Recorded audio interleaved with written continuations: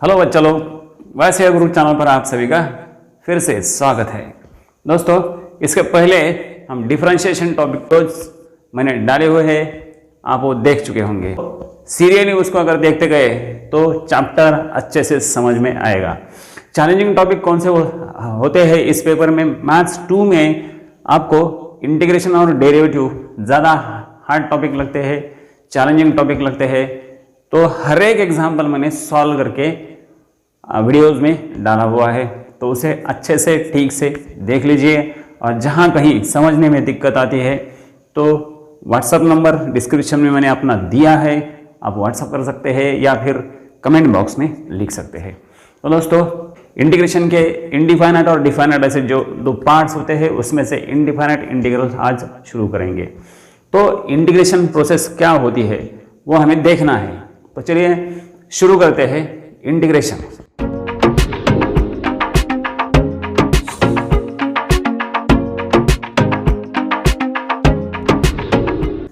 अब देखिए,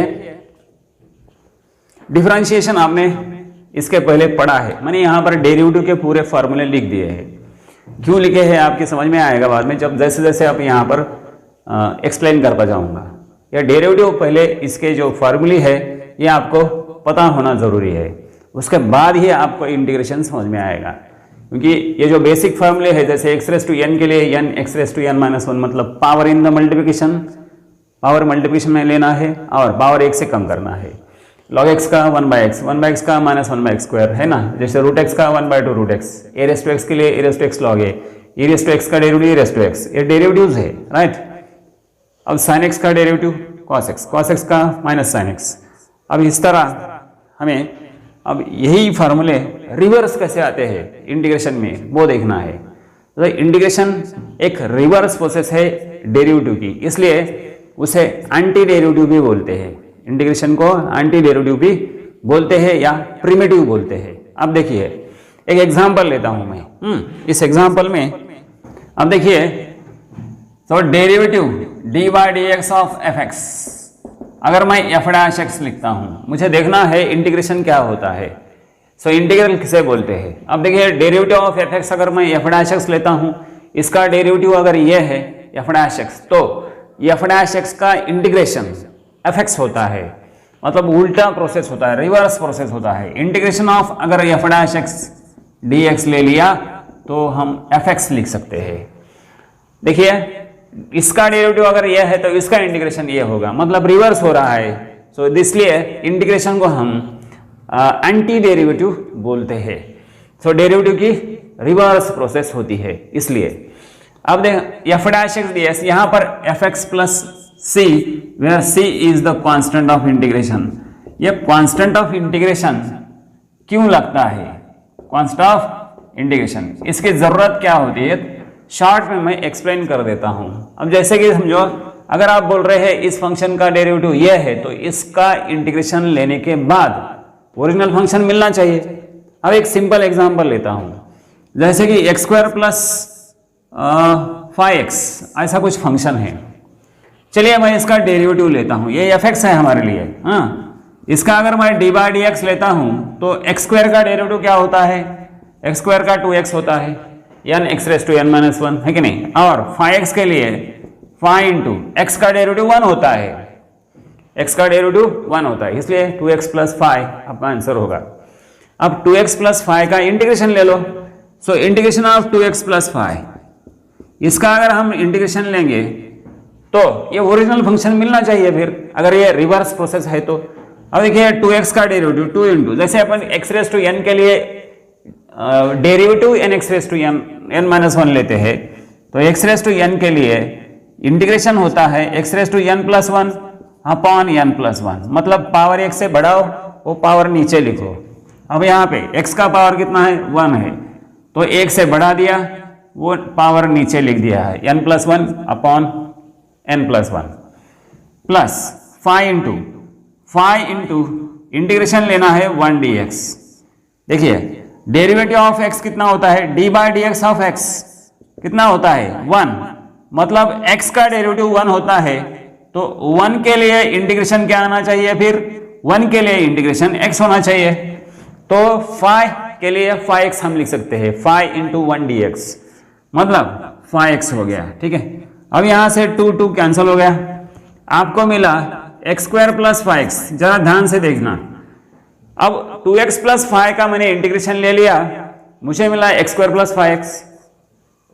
अब ये ओरिजिनल फंक्शन तो मिल गया, अब खुश हो गए होंगे।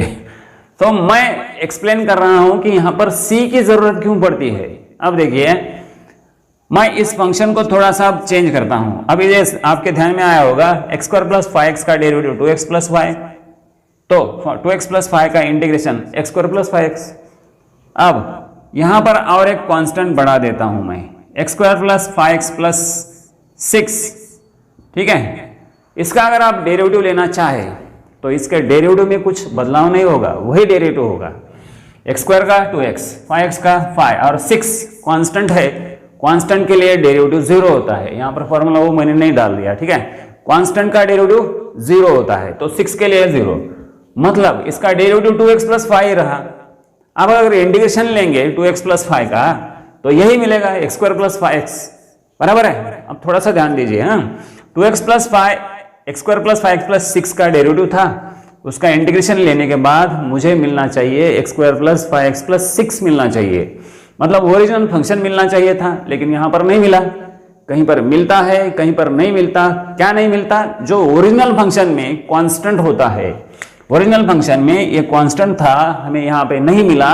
ऐसे कांस्टेंट्स मेंशन करने के लिए वहां पर कांस्टेंट ऑफ इंटीग्रेशन की जरूरत पड़ती है। आज आप समझ गए होंगे, I hope so. So constant of integration क्यों लगता है? जो ओरिजिनल फंक्शंस में कभी कभी कांस्टेंट्स होते हैं, वो कांस्टेंट्स को मेंशन करने के लिए कांस्टेंट ऑफ इंटीग्रेशन c वहाँ पे लिखना जरूरी होता है। जैसे कि इस फंक्शन में यहाँ पर जो 6 है, तो इंटीग्रेशन लेने के बाद यहाँ पर 6 आया नहीं, तो यहाँ पे मेंशन करना पड़ता है। ठीक है, इसलिए कांस्टेंट ऑफ इंटीग्रेशन लगता है। चलिए अब एक एक फार्मूला हम एक्सप्लेन करते हैं। तो बच्चा लोग, अब देखिए, एक्स रेज टू n के लिए इंटीग्रेशन होता है। अब यहां पर लिख देता हूं फंक्शन और इसका इंटीग्रेशन, इंटीग्रल।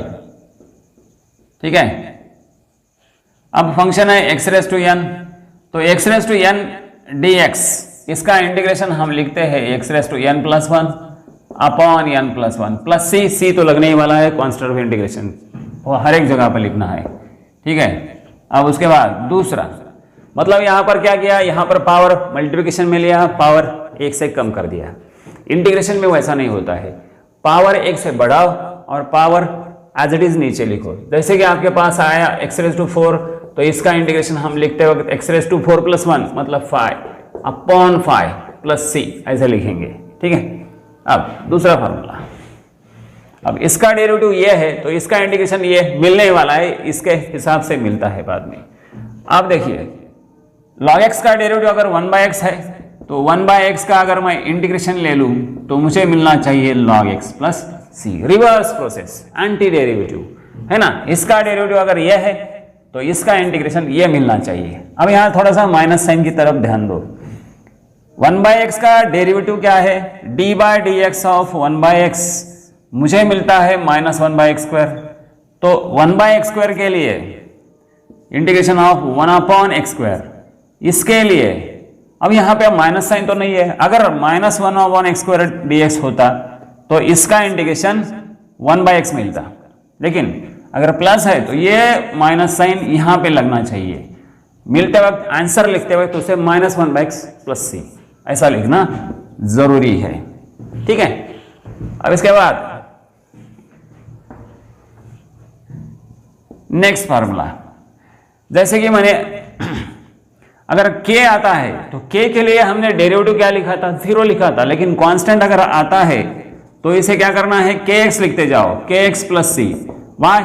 अब देखिए, अगर 4 का इंटीग्रेशन मुझे लेना है, अभी मैंने एक्सप्लेन किया था, 4 का अगर लेना है तो 4 इंटू 1 dx मैं लिख सकता हूं। अब ये 1 किसका डेरिवेटिव है? d/dx ऑफ x, हम कितना लेते हैं? 1। x का डेरिवेटिव 1 आता है विद रिस्पेक्ट टू x, तो 1 का इंटीग्रेशन 1 dx का इंटीग्रेशन x ये बनना चाहिए, है कि नहीं?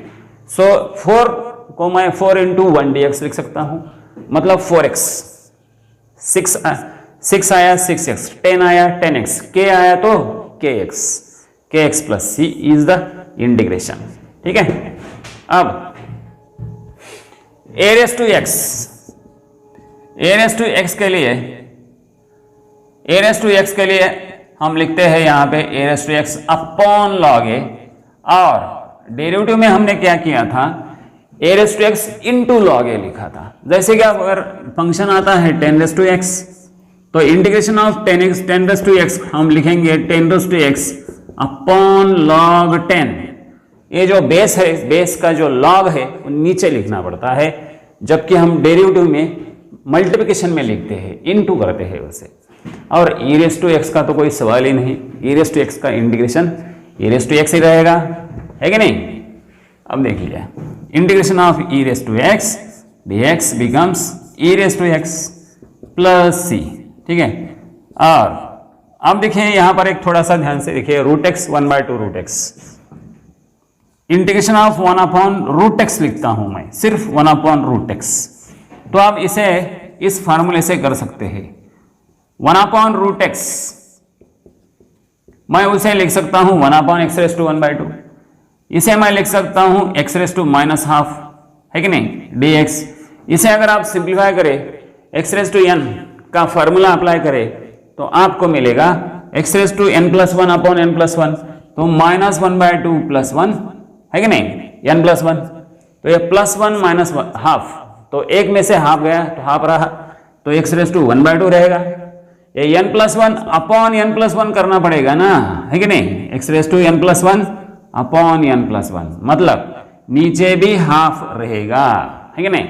x रेज़ टू 1/2 अपॉन 1/2, थोड़ा समझने की कोशिश कीजिए। ये जो नीचे 1/2 था, तो डिवाइडेड बाय 1/2 मतलब इंटू 2 बन जाएगा, ये 2 आराम से ऊपर आएगा, मतलब 2 into x raise to 1/2, x raise to 1/2 मतलब x रेज़ टू 1/2 हम किसे लिखते हैं, रूट x को, तो ये बन गया रूट x। मतलब क्या हो रहा है, यहां पे 1 अपॉन 2 रूट x हमने नहीं लिखा है, सिर्फ 1 अपॉन रूट x लिखा, तो वो बन रहा है 2 रूट x प्लस c। तो 1/√x का इंटीग्रेशन क्या लेना है, तो सिर्फ इतना ध्यान में रखिए, रूट x का डेरिवेटिव अगर 1 अपॉन 2 रूट x है, तो 1 अपॉन सिर्फ 1 अपॉन रूट x का इंटीग्रेशन, ये 2 उधर चला जाएगा, 2 रूट x बन जाएगा। ठीक है, ये हो गया 2 रूट x प्लस c। तो ये हो गए अलग अलग फंक्शंस, है कि नहीं। कोई अलजेब्राइक फंक्शन है, कोई कांस्टेंट है यहाँ पे, कोई एक्सपोनेंशियल फंक्शन है, लॉगरिथमिक है, तो अलग अलग फंक्शन के लिए इंटीग्रेशंस आ गए। अब एक काम करते हैं, ये जो ट्रिग्नोमेट्रिक फंक्शंस है, ये छह फंक्शंस यहाँ से लेके यहाँ तक, अब इनके फॉर्मूले में क्या बदलाव होता है, देखिए इसका डेरिवेटिव अगर ये है तो इसका इंटीग्रेशन ये आना चाहिए। अब देखिए 8वां फार्मूला, ठीक है, 8वां फार्मूला, ये 7 हो गए। अब integration of sine x dx, sine x का इंटीग्रेशन क्या होना चाहिए, साइन एक्स का इंटीग्रेशन हम cos x लिख सकते हैं क्या, नहीं, उसे निगेटिव लिखना है। ऐसे देखिए आप, cos x का डेरिवेटिव क्या आता है, माइनस साइन एक्स आता है। अब डेरिवेटिव के बारे में सोचो, पहले साइन एक्स का इंटीग्रेशन लिखने से पहले उसके डेरिवेटिव, cos x के डेरिवेटिव के बारे में सोचो। ये किसका डेरिवेटिव है, साइन के फॉर्म में, मतलब साइन डेरिवेटिव cos का आता है, तो cos x का माइनस साइन एक्स, तो इसका अगर मैं इंटीग्रेशन ले लूं साइन एक्स का, तो ये आना चाहिए cos x, एक्चुअली ये माइनस साइन लगेगा यहाँ पे, मतलब साइन एक्स का इंटीग्रेशन हम लिखेंगे माइनस cos x प्लस सी। थोड़ा सा समझने की कोशिश कीजिए, डेरिवेटिव में जब सी से नाम शुरू हो रहे थे, उनके डेरिवेटिव्स हमने निगेटिव लिए थे। अब यहाँ पे क्या हो रहा है, साइन एक्स का इंटीग्रेशन लिखेंगे तो माइनस कॉस हो रहा है। ठीक है, अब cos x का इंटीग्रेशन ऑफ cos x, ठीक है, cos x का इंटीग्रेशन आएगा साइन एक्स प्लस सी। ठीक है, ये होगा 9वां फार्मूला, बिकॉज साइन x का डेरिवेटिव होता है cos x, तो cos x का इंटीग्रेशन आएगा साइन x। उसके बाद 10वां फार्मूला है tan x के लिए sec स्क्वायर। तो integration of sec square x अगर आएगा तो sec square x dx, sec square x derivative किसका है? tan x का है, तो इसका इंटीग्रेशन आएगा tan x। बेसिक फार्मूले है, बहुत सारे फार्मूले आगे आने वाले है, हर एक फार्मूला हम डिस्कस करने वाले हैं और एग्जाम्पल्स को अच्छे से समझने की कोशिश करने वाले हैं। और मुझे पूरा भरोसा है कि आपके मन तक या तुम्हारे दिमाग तक उतरने की मैं कोशिश जरूर करूंगा। sec स्क्वायर x dx उसका इंटीग्रेशन हो, sec स्क्वायर x डेरिवेटिव होता है tan x का, तो sec स्क्वायर x का इंटीग्रेशन tan x। अब उसके बाद sec x into tan x किसका डेरिवेटिव है? sec x into tan x dx। अब देखिए sec x into tan x dx sec का डेरिवेटिव है, तो इसका इंटीग्रेशन sec आना चाहिए, तो ये आएगा sec x प्लस c। अब 12वां फार्मूला, ठीक है। अब देखिए cot x dx।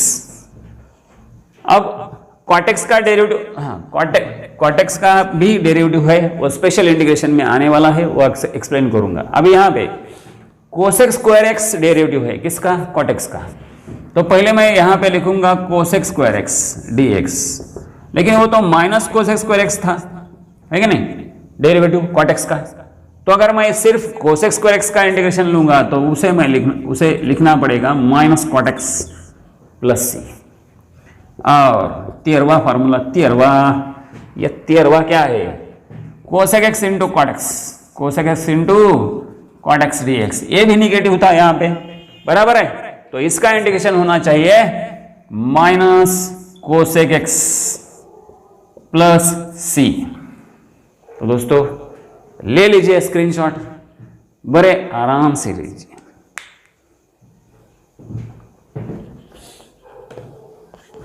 दोस्तों ये थे बेसिक फार्मूले। अब इसके आगे भी बहुत सारी फार्मूलीज आने वाले हैं, चैप्टर थोड़ा सा वास्ट है, बड़ा है, लेकिन तो दोस्तों ये थे कुछ बेसिक फार्मूले, इसे अच्छे से देख लीजिए। कल से एग्जाम्पल जब हम स्टार्ट करेंगे, जैसे उधर डेरिवेटिव में बेसिक फार्मूले के बाद कंपोजिट फंक्शन के डेरिवेटिव्स हमने देखे थे, और मैं बार बार बोल रहा था आपको कि कंपोजिट फंक्शन का डेरिवेटिव जिन बच्चों को आएगा उन बच्चों को डिफरेंशिएशन टॉपिक बहुत अच्छे से जम सकता है, और आपने अनुभव भी किया होगा। बिल्कुल वैसे ही अब यहाँ इस चैप्टर में भी बहुत सारे फार्मूले आपके सामने आने वाले हैं। थोड़ा सा दिल थाम कर बैठिए और अपने आप से एक वादा कीजिए कि हर एक वीडियो में जितने भी एग्जाम्पल्स मैं लूँगा उस एग्जाम्पल्स को और एक बार आप घर पर उसे सॉल्व करेंगे, और उसके बावजूद भी अगर डिफ़िकल्टी आती है तो तुरंत आज का काम कल पर नहीं डालना है, कल का परसों पर नहीं डालना है। तो जहाँ कहीं आपको डिफ़िकल्टी आएगी समझते वक्त, तब तो तुरंत आप व्हाट्सअप करेंगे या फिर कमेंट बॉक्स में लिख देंगे, सो आपका डिफ़िकल्टी सॉल्व करने की कोशिश करूंगा। तो दोस्तों आज के लिए बस इतना काफ़ी है। अगर ये वीडियो आपको अच्छा लगा हो तो वीडियो को लाइक कीजिए, अपने दोस्तों के साथ शेयर कीजिए, और साथ ही साथ चैनल को सब्सक्राइब कीजिए। तो दोस्तों मैं कोई आपकी प्रॉपर्टी नहीं मांग रहा हूँ, एक लाइक मांग रहा हूँ और चैनल को सब्सक्राइब करने की रिक्वेस्ट कर रहा हूँ। सो दोस्तों उससे मेरा हौसला बढ़ने वाला है। सो दोस्तों आज के लिए बस इतना काफ़ी है। तो दोस्तों मिलते हैं अगले वीडियो में, तब तक के लिए गुड बाय एंड जय हिंद।